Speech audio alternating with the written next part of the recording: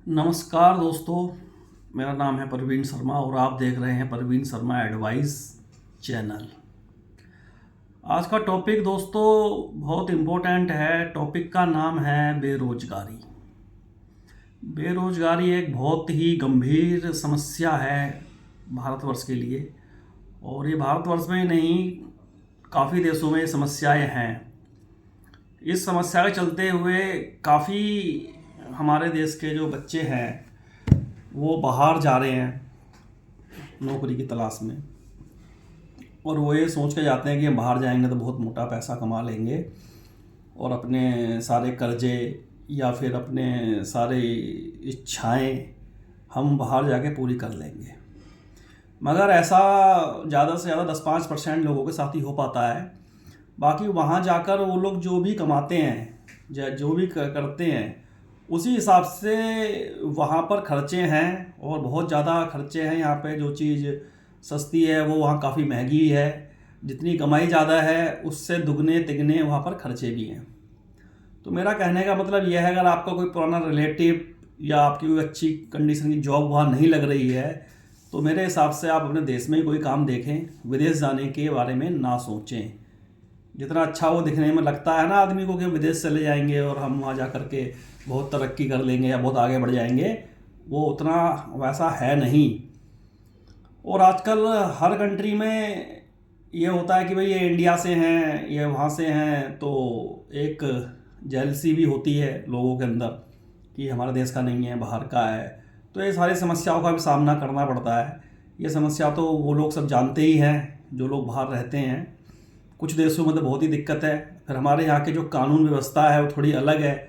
वहाँ की ट्रैफिक कानून व्यवस्था या और भी कोई कानून व्यवस्था वो बहुत टफ है। चलो अब अपने टॉपिक को वापस आते हैं। बात कर रहे थे हम लोग बेरोजगारी की। हमारे यहाँ के जो अनगिनत युवा हैं हमारे देश के अंदर जो बेरोजगार हैं, जिनके पास कोई रोजगार नहीं है, सरकार की तमाम कोशिशों के बावजूद भी ये समस्या का हल नहीं हो पा रहा है। या तो इसका रीज़न ये है कि जनसंख्या ज़्यादा है, व्यक्ति ज़्यादा हैं। ऐसा नहीं है कि जो लोग रोज़गार जिनके पास नहीं है, जो घर में खाली बैठे हैं, वो इंटेलिजेंट नहीं है या उनके अंदर समझ नहीं है या फिर कोई जॉब करने की वो अकल नहीं है। ऐसा नहीं है। उनके अंदर सारी सभ्यताएं हैं, सब कुछ है, वो एक अच्छा काम कर सकते हैं, परंतु उस काम को करने का उनको मौका नहीं मिल रहा है।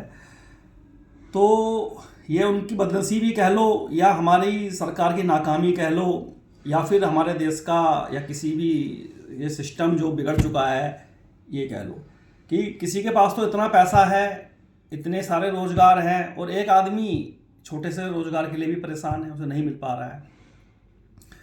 और उससे बड़ी समस्या यहाँ पर आती है जब कोई भी व्यक्ति, कोई भी युवा अपनी पूरी तन मन धन लगा करके एक तैयारी करता है किसी भी पेपर में बैठने की, और वो उसको मालूम है कि कल या परसों या 10 दिन के बाद मेरा एक पेपर होना है।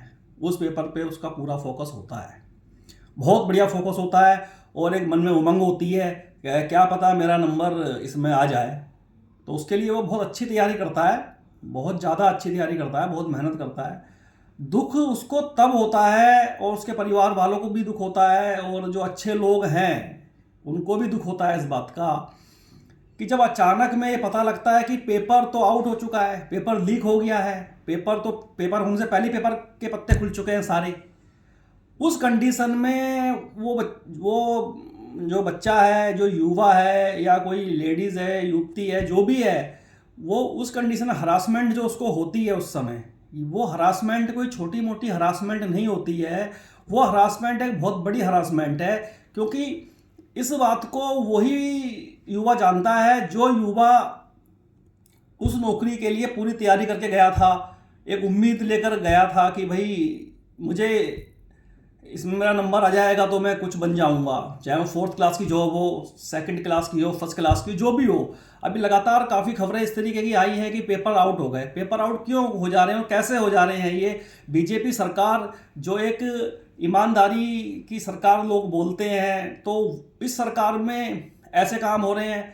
इसकी जांच बैठानी चाहिए एक एजेंसी को रख करके, एक उचित लेवल पर इसकी जांच होनी चाहिए, जिसमें अच्छे और ईमानदार अधिकारियों को शामिल करना चाहिए, जिनका कोई क्रैप्ट रिकॉर्ड ना हो ज़्यादा। उन अधिकारियों को लगाना चाहिए कि हाँ भाई ये देखो ऐसा क्यों हो रहा है ये, क्योंकि ये छोटी बात नहीं है। इन चीज़ों को लेके ऐसा भी हुआ है, शायद कहीं इस तरीके की सुनवाई भी आई है कि किसी बच्चे ने या युवा ने खुदकुशी भी कर ली है, इस तरीके का भी पता लगा है। बताओ अब गलती किसी की और भुगत कौन रहा है? ठीक है, तो मेरा भी आप सब युवाओं से कहना है, जो बेरोजगार है वो कभी भी किसी प्रकार भी अपनी ज़िंदगी तो कटी जाएगी, ऐसा नहीं है। दो रोटी खानी आप कमाई लोगे, तो कभी भी हरासमेंट में आके अपनी जान पर ना खेलें, कोई गलत कदम ना उठाएं, ये बिल्कुल नहीं करना है। नौकरी मिले ना मिले, आप घर में खाली बैठे रहो। अरे आप मेहनत कर रहे हो ना, कोई आप ये तो है नहीं मेहनत नहीं कर रहे हो। अब मेहनत करने के बावजूद भी अगर आपको जॉब नहीं मिल पा रही है, पर्चे आउट हो जा रहे हैं, तो उसमें आपका दोष नहीं है, उसमें को आप अपने आप को दोषी ना माने हैं। इसमें दोषी है हमारा सिस्टम, ठीक है, सिस्टम में बैठे लोग, उनकी गलती है ये सब। दूसरा नुकसान ये होता है जब पर्चे आउट हो जाते हैं कि पेपर पहले ही आउट हो गया, पेपर कैंसिल हो जाता है, तो कोई व्यक्ति माना एग्जाम्पल के तौर पे कोई बरेली रहता है, उसका पेपर है क्या कहते हैं हरियाणा या राजस्थान, वो वहाँ से वहाँ पेपर देने गया, तो उसका एक तो बेरोजगार है वो है, उसने जैसे तैसे करके किराया इकट्ठा कराया, उधार मांगा किसी से, माँ बाप ने उसको जैसे तैसे करके पैसे दिए, वो व्यक्ति वहाँ पेपर देने पहुँचा उस किराए भाड़े से, और जो रात भर ट्रेन में चला, बस में चला या अपने जैसे भी गया, वो खर्चा अलग, वो परेशानी अलग, ठीक है।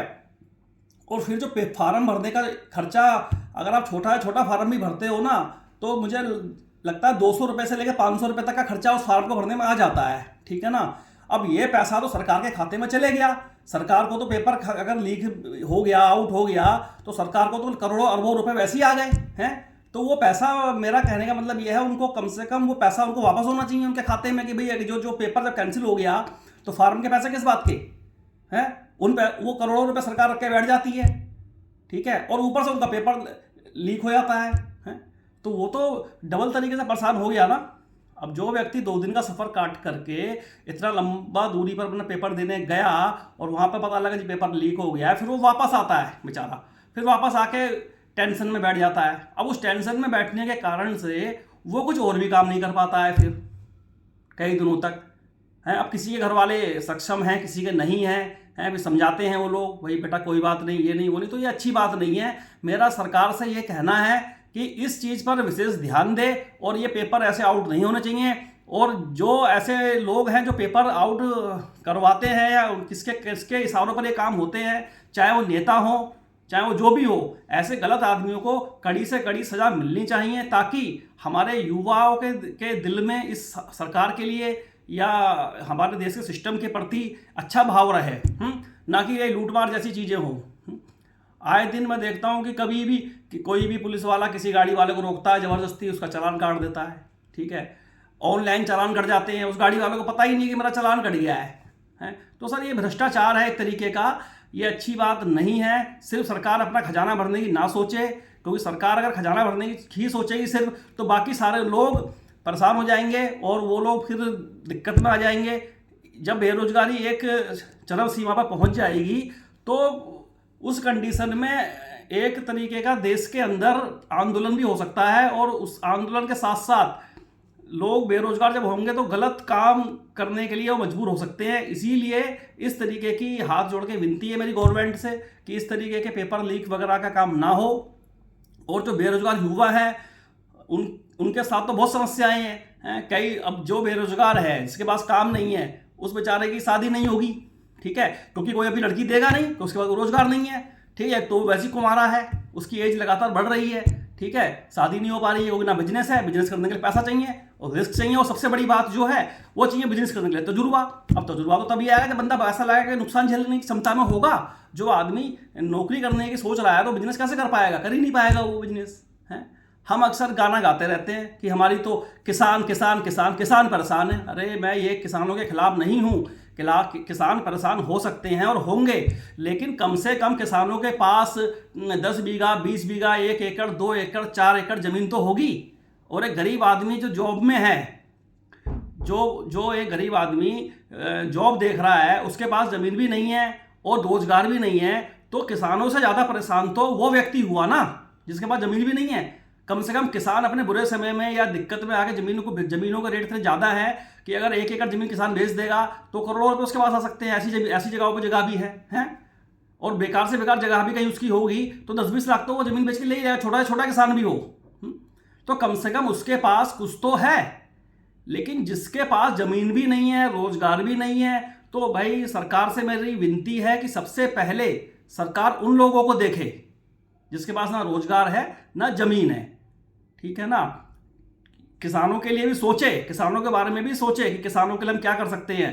लेकिन किसान ही परेशान नहीं है, बेरोजगार लोग भी परेशान है और छोटा व्यापारी वर्ग बहुत परेशान है। एक बार जरा मार्केट में जाके देखो तो सही, आप दुकानों पे जाकर देखो, किसी भी शहर में चले जाओ आप और पता कर लो व्यापारियों को क्या हाल है आज की डेट में। छोटे व्यापारी बहुत परेशान है, ठीक है ना। जो बड़े टाइप के व्यापारी है, जिनकी बड़ी बड़ी कंपनियां हैं, फैक्ट्रियां हैं, उन लोगों की बात अलग है। लेकिन छोटा व्यापारी, दुकानदार व्यापारी बहुत परेशान है।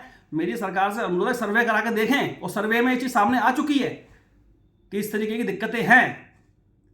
सरकार को सब कुछ पता है, ऐसा नहीं है पता नहीं है। अब क्या होगा जब जिस देश में डीजल का रेट इतना ज्यादा हो चुका है, विकसित देश हमारा नहीं हो पा रहा, इसी चक्कर में डीजल महंगा होगा तो हर चीज महंगी होगी। हर वर्ष टोल बढ़ जाते हैं। आदमी बिजनेस भी करे किसी चीज का तो वो उसके लिए भी तो कुछ उसको प्रॉफिट हो तो करे, वो नहीं बिजनेस करने का भी कोई फायदा नहीं है। तो मेरी सरकार से विनती है, मोदी जी आप तो बहुत ही नीचे स्तर से इतने ऊपर पहुंचे हैं और आपने जो मेहनत करी है, अब हर आदमी का भाग इतना अच्छा नहीं है ना कि वो प्रधानमंत्री बन जाए। मैं तो कह रहा हूँ जो हमारे देश के बेरोजगार हैं वो बेचारे कोई छोटी जॉब में ही उनको जॉब मिल जाए। ये थोड़ी ना है कि कोई हर आदमी प्रधानमंत्री बनना चाह रहा है या डीएमएसपी बनना चाह रहा है। एक नॉर्मल जॉब तो कम से कम उनको मिल जाए ना। अगर 100 लोग हैं एक परिवार में अगर 5 लोग हैं कम से कम उन 5 लोग में एक बंदे को जॉब मिल जाए ताकि और लोगों को पालन पोषण हो जाए हैं। कम से कम अगर एक शहर के अंदर 1 लाख आदमी रहते हैं बेरोजगार तो 10-20 हज़ार 30 हज़ार को जॉब मिलनी चाहिए कम से कम है। इस तरीके की व्यवस्था करने का काम किसका है? सरकार का है। सरकार जो होती है वो एक तरीके की सबकी माई बाप होती है और जो समस्या हमारे साथ होती हैं हम वोट करते हैं, सरकार को बैठाते हैं।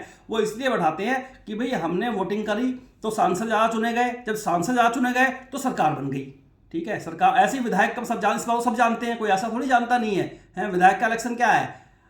हम अपना मुख्यमंत्री चुन रहे हैं ज़्यादा सीटें दे करके। अभी जो वोटिंग हुई है वो वोटिंग सांसदों को नहीं हुई है। जो 19 तारीख को हमारे उत्तराखंड में वोट पड़े हैं और भी जगहों पर पड़ेंगे जिसमें मोदी जी की सरकार बनने ही वाली है, समझो बनी चुकी है लगभग। तो वो सरकार जो बन रही है मोदी जी की, तो वो सिर्फ अकेले मोदी जी की जीतने से नहीं बनेगी। वो सरकार तब बनेगी जब उनके सांसद 50% से ऊपर वहां पहुंचेंगे संसद में, तब सरकार बनती है। तो अगर मोदी जी एक अच्छे व्यक्ति हैं, मोदी जी एक बात अच्छी तरीके समझ लीजिए आप भी, जो आपकी सरकार बीजेपी की बन रही है ना बार बार, तो वो सरकार आपके चक्कर में बन रही है। सिर्फ आपको और योगी जी को देख के सरकार बन रही है बीजेपी की। आप ये ना समझे कि बीजेपी से लोग बहुत खुश हैं या बहुत अच्छा कोई काम हो गया है। हमारे यहाँ का सांसद उत्तराखंड का रुद्रपुर का अजय भट्ट जी है, वो आज तक हमने देखे नहीं है, लेकिन उनको वोटिंग करी हमारी फैमिली ने। वो उनको वोट नहीं कराया हमने वोट कराया मोदी जी को। हम मोदी जी को जानते हैं, हम नहीं जानते किसी सांसद को, किसी से हमारा कोई लेना देना नहीं है। हम सिर्फ जानते हैं मोदी जी को। मोदी जी की शकल पर वोट पड़ते हैं। जो इतनी सारी सीटें आती हैं ना, ये इतनी सारी, ये सिर्फ मोदी जी आपके चेहरे को देख के आती हैं, आपके सांसदों को देख के नहीं आती हैं। आपके सांसद तो किसी का हालचाल पूछने भी नहीं आते हैं कभी कि कौन कैसा है कैसा नहीं है। क्षेत्र में कभी आए हैं आज तक? वो उनसे पूछना जरा कि रुद्रपुर में लक्ष्मी विलास कॉलोनी कहाँ पर है, उनको पता भी नहीं होगा। अपने क्षेत्र की उनको गलियां भी नहीं पता होंगी, ठीक है ना। जो आदमी इलेक्शन में नहीं आ रहा है वोट मांगने, तो वो इलेक्शन होने के बाद क्या क्यों आएगा भाई यहाँ पर? फिर तो मतलब नहीं 5 साल तो नजर नहीं आएगा वो व्यक्ति है। तो मेरा कहने मतलब मोदी जी यह है आपसे, आप आने वाले समय में ये व्यवस्थाएं बदलें। इन सब सांसदों को टिकट ना दें, अगले उसमें नए रखें पूरे, जैसे कई जगह आपने करा भी है। अच्छा करा आपने, बहुत बढ़िया करा। और ये जो आप ये गलत फहमी सारे सांसद निकाल दें, बीजेपी के विधायक भी निकाल दें कि हमको देख के वोट मिल रहा है। वोट सिर्फ मोदी जी की शकल को देख के मिल रहा है। पब्लिक जो वोट दे रही है मोदी जी को दे रही है, ठीक है। और मोदी जी की रोटी ये लोग खा रहे हैं। मोदी जी के चक्कर में ये विधायक बने हैं, मोदी जी के चक्कर में सांसद बने हैं। ये इनको कोई वोट नहीं करता है, ना इनको पसंद करता है। लेकिन हमको प्रधानमंत्री श्री नरेंद्र मोदी जी को बनाना है दिल्ली में। और श्री नरेंद्र मोदी जी प्रधानमंत्री तब बनेंगे जब बीजेपी के सांसद ज्यादा जीत के पहुंचेंगे। ये बात पब्लिक जानती है, इसीलिए मोदी जी के शकल पे चेहरे पर वोट पड़ते हैं। ये लोग गलतफहमी निकाल दें सारे सांसद बीजेपी के, सारे विधायक, सारे नेता, कि इनको देख के कोई वोटिंग करता है, इनको देख के कोई वोटिंग नहीं करता है। तो मेरी आपसे अनुरोध यह है मोदी जी, किसानों के साथ साथ बेरोजगार लोगों पर भी आप थोड़ा ध्यान दें और उनको कम से कम, ज़्यादा नहीं है, इतनी व्यवस्था तो हो जाए कि वो अपना घर परिवार पाल सके। और इसके अलावा एक मेडिकल से संबंधित भी मैं बात करना चाह रहा हूँ आपसे कि बहुत सारे लोग मेडिकल दवाई ना मिलने से मर जाते हैं, लेकिन वो अगले टॉपिक में बात करूँगा मोदी जी मैं आपसे। और जो थैंक यू वेरी मच दोस्तों, नमस्ते।